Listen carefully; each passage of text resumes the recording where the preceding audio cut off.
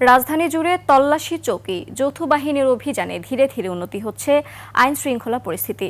অপরাধী যেই হোক আইনের হাতে ধরা পড়তেই হবে, এমনটাই বলছে পুলিশ। পুলিশ সদস্যদের মনোবল বাড়াতে মাঠে আছেন শীর্ষ কর্মকর্তারাও। মানিক শিকদারের রিপোর্ট।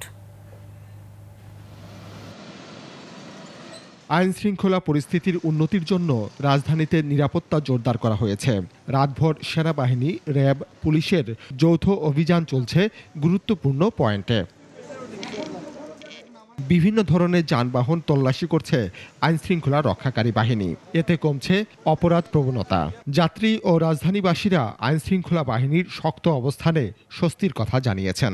আমরা খুশি, তার জন্য কেন এটা সতর্ক থাকাটা ভালো, খুব ভালো, আমাদের জন্য খুবই ভালো। আমরা চাই প্রতিটা মানুষের এভাবে তারা চেক ইন করো। এটা আরও অন্তত 2 মাস আগে করার দরকার ছিল, সেটা এখন হয়েছে। তাও আমরা আলহামদুলিল্লাহ আমরা সরকার এবং প্রশাসনের কাছে আমরা শুকরিয়া জানাইতেছি। বাইক রাইড করি, অনেক সময় হচ্ছে যে আমাদের মনের ভিতরে ভয় কাজ করে।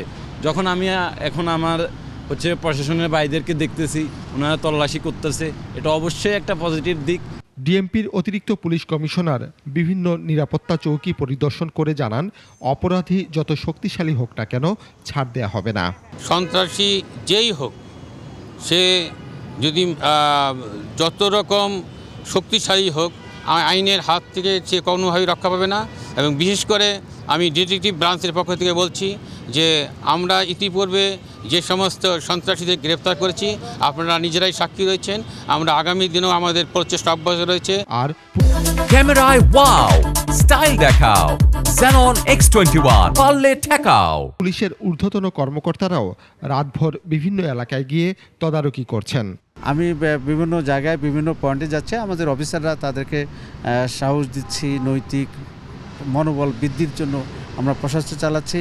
এবং পাশাপাশি আমরা যখন জনগণের পাশে পাচ্ছি, তাদের দাঁড়াচ্ছি এবং তাদেরকে উৎসাহ দিচ্ছি।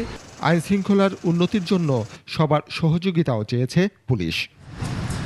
চুরি, ছিনতাই, ডাকাতি প্রতিরোধে আইন শৃঙ্খলা রক্ষাকারী বাহিনী রাজধানীর বিভিন্ন মোড়ে মোড়ে এভাবেই অভিযান পরিচালনা করছেন এবং সাধারণ মানুষ যারা আছেন তারাও খুশি এই তল্লাশি প্রক্রিয়ায়।